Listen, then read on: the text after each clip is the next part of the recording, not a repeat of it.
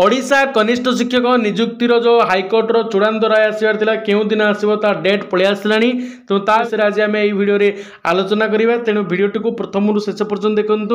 और चैनल को जदि प्रथम थर आसता तेज आम चैनल को निहाती सब्सक्राइब करूँ और पाखर थी बेल आइकन को प्रेस कर दिंतु जद्वारा कि आपण सर्वप्रथम अपडेट गुड़िक पाइपर। जदि आम ओडिशा कनिष्ठ शिक्षक कथा जब चिंता करवा तार मेरिट लिस्ट बाहर थिला किंतु गत जनवरी 31 तारिख दिन माननीय हाइकोर्ट कौन करते जो मेरिट लिस्ट को स्टे कर देते अर्थात असेपा को निर्देश देते जे तांकर चूड़ांत राय न आसिया पर्यंत से कौन प्रकार जॉइनिंग प्रक्रिया को परिसमाप्त करें से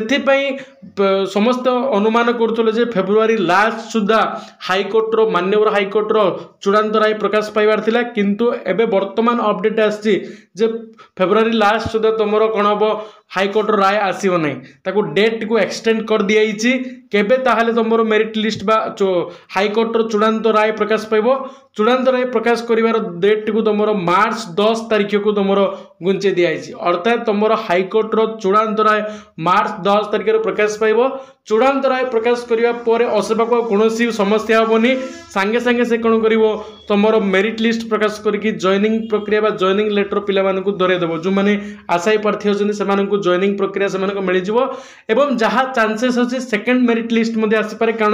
बहुत कम पिलार फास्ट मेरिट लिस्ट ना आसी माने 20,000 वैकेंसी थिला किंतु 10-12,000 पिला को ही मिलता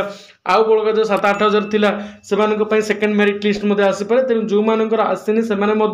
सजग रुहतु से डॉक्यूमेंट वेरिफिकेशन तेणु निहाती समस्त गोटे खुशी खबर हो पारे।